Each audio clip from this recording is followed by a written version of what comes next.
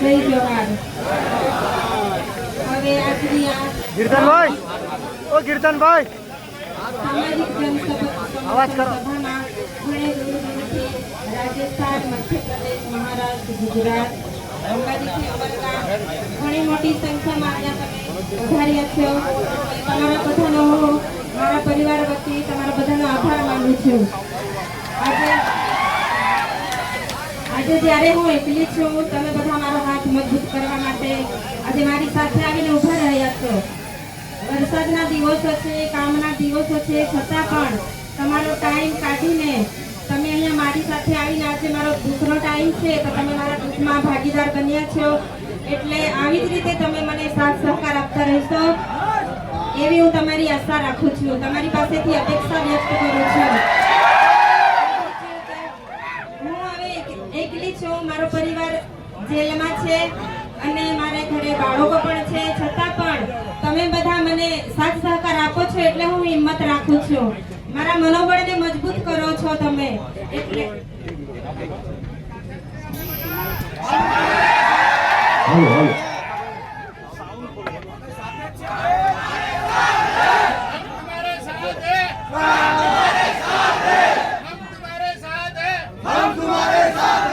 તમારો મને સાથ સહકાર આવી જ રીતે મળતો રહે એવી હું આશા વ્યક્ત કરું છું। અને બીજું, હવે જે 18 દિવસનું બાળક હતું, આપણે બધા જાણીએ છીએ 10 દિવસ જેલ ભોગવીને આવ્યું છે, પણ તમે બધા અહીંયા એકતા બતાવી અને હાલ જાણવા મળ્યું કે જામીન મળ્યા છે।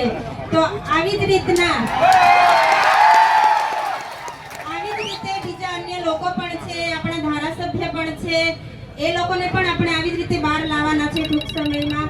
એટલે જ્યાં સુધી ન્યાય ના મળે ત્યાં સુધી આપણે આપણી લડત ચાલુ રાખવાની છે। એટલે તમે બધા ન્યાયની લડતમાં મારી સાથે રહેશો અને મારા પરિવારને સાથ સહકાર આપશો। તમે પણ હર હંમેશા સાથ સહકાર આપો છો। જ્યારે પણ હું આમંત્રિત કરું છું કે હું એકલી છું, તમે બધા સાથ સહકાર આપજો, તો તમે બધા ઘણે દૂર દૂરથી અહીંયા પધારો છો એટલે તમારો બધાનો હું આભાર વ્યક્ત કરું છું। અને દરેક સંગઠનના અગ્રણીઓ, વડીલો, ધારાસભ્ય અહીંયા જે પધાર્યા છો તમારો ટાઈમ કાઢીને, એટલે તમારા બધાનો હું ખૂબ ખૂબ આભાર માનું છું। આટલું કહીને તમારી લાગણી, તમે જે લડો છો તે લડાયકને માન આપીને બધા જ અહીંયા પધાર્યા છો એવું હું તમારા બધા વતી ત્યાં મેસેજ પહોંચાડીશ અને જલ્દીથી જલ્દી ન્યાય મળે એવી આપણે બધા આશા રાખીએ।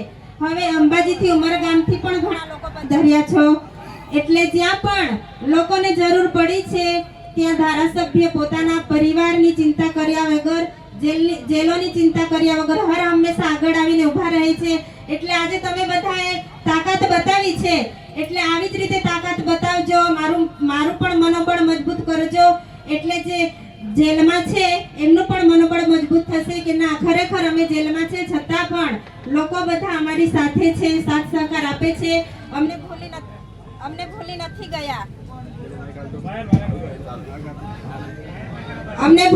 ગયા એવું ના થવું જોઈએ। એટલે તમે બધા સાથે રહેજો, સાથ સહકાર આપજો એવી હું આશા વ્યક્ત કરું છું।